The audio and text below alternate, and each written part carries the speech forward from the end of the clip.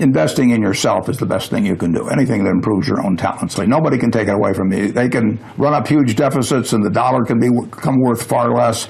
You can have all kinds of things happen. But if you've got talent yourself and you've maximized your talent, you've got a terrific asset. And so that doesn't mean everybody should go to college, but it does mean that any way you find to improve.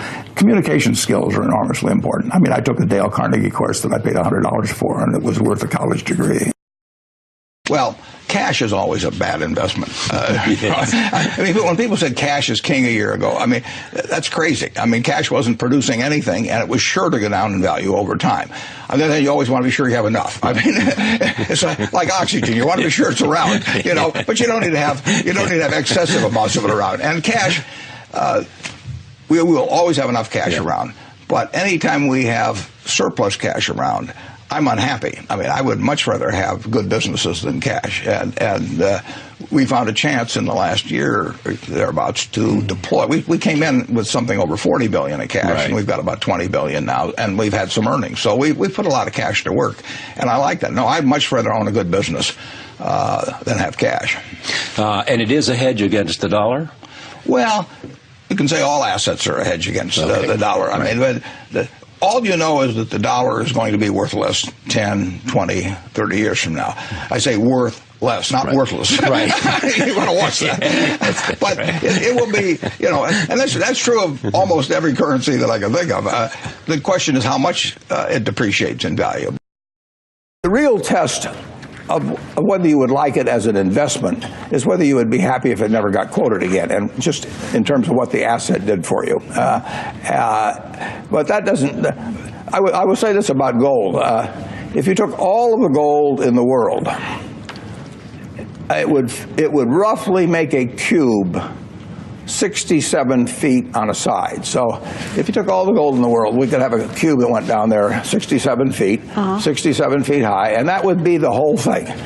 Now, for that same cube of gold, it would be worth at today's market prices about $7 trillion. That's probably about a third of the value of all the stocks in the United States. So you could have a choice of owning a third of all the stocks in the United States, or you could have a choice of owning that little block of gold, which can't do anything but kind of shine there and make you feel like Midas or Croesus or something of the sort.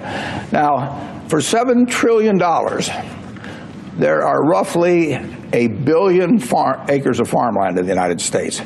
They're valued at about $2.5 trillion. It's about half the continental United States is farmland. You could have all of the farmland in the United States.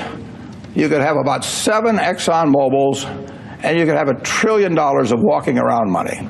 And if you offered me the choice of looking at some 67-foot cube of gold and looking at it all day, you know, maybe touching it, and fondling it occasionally, you know, and then saying, you know, do something for me, and it says, I don't do anything, I just stand here and look pretty. And the alternative to that was to have all the farmland in the country, everything, cotton, corn, soybeans, 7 Exxon Mobils, just think of that, add $1 trillion of walking around money.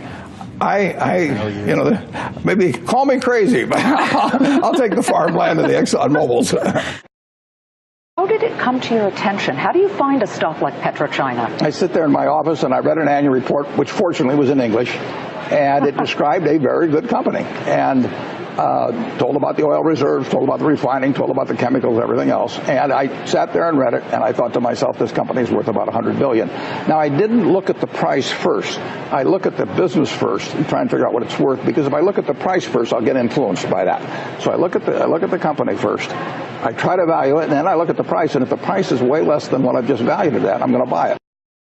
The important thing is to be able to define which ones you can come to an intelligent decision on and which ones are beyond your capacity to evaluate. You don't have to be right about thousands and thousands and thousands of companies.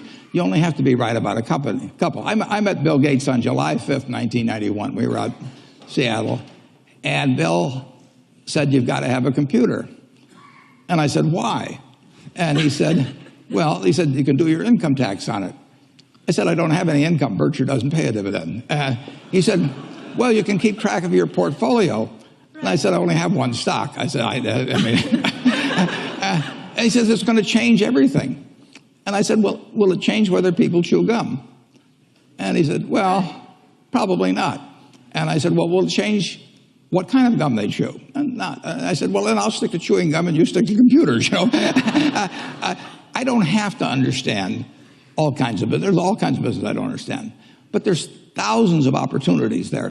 I don't worry too much about the things I don't understand. If you understand some of these businesses that are coming along and can spot things on, if you can spot on Amazon, for example, I mean, it's a tremendous accomplishment what Jeff Bezos has done. And I tip my hat to him. He's a wonderful businessman. He's a good guy, too. But could I have anticipated that he would be the success and 10 others wouldn't be? I'm not good enough to do that. But fortunately, I don't have to. You know, I don't have to form an opinion on Amazon. And I did form an opinion on the Bank of America, and I formed an opinion on Coca-Cola. I mean, Coca-Cola's been around since 1886. There's 1.8 billion 8-ounce servings of Coca-Cola products sold every day. Now, if you take 1 penny and get 1 penny extra, that's $18 million a day. And 18 million times 365 is 7 billion, 3 less 730 billion, or $6,570,000,000. So annually, $6,570,000,000 from 1 penny. Do you think Coca-Cola is worth a penny more than, you know, Joe's Cola? I think so. So, you know, and I've got about 127 years of history that would indicate it. So those are the kind of decisions I like to make. And you may have an entirely different field of expertise than I would have, and probably much more up to date in terms of the kind of businesses that we're seeing evolve. And you can get very rich